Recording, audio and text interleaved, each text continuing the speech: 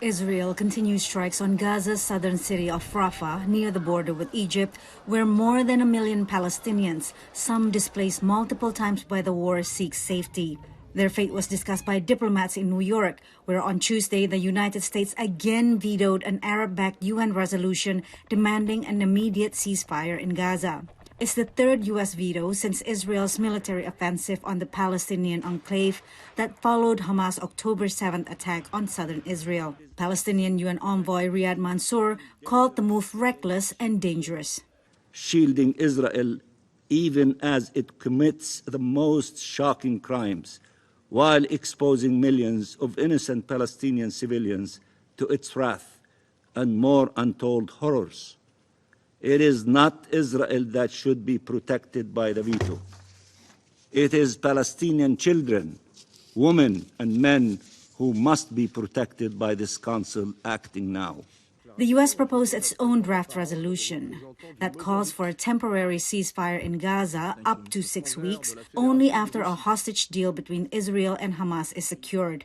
The U.S. is pushing for the deal with Egypt and Qatar. It also condemns the October 7th attack and makes clear that Hamas has no place in future governance of Gaza. In addition, our draft states there can be no reduction of territory in the Gaza Strip, and rejects, as we have before in Resolution 2720, any forced displacements of civilians in Gaza. It also highlights the concerns many council members have regarding the fate of civilians in Rafah, making clear that under current circumstances, a major ground offensive into Rafah should not proceed. Skeptics see the U.S. resolution as a diplomatic ploy that would prolong Palestinian suffering. Israel has warned that unless the hostages held by Hamas are freed by the start of Ramadan on March 10th, it will push on with a ground offensive in Rafah.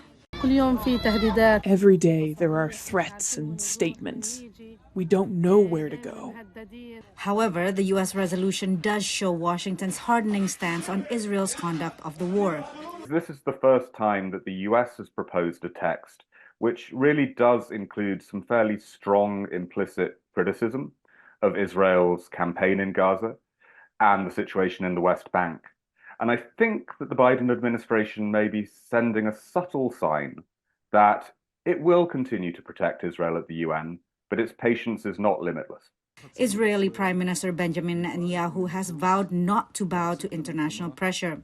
This week, his war cabinet is meeting President Joe Biden's top advisor, Brett McGurk, who will push Israel to agree on the hostage deal and hold off from a ground campaign in Rafah. Patsy Widakuswara, VOA News, Washington.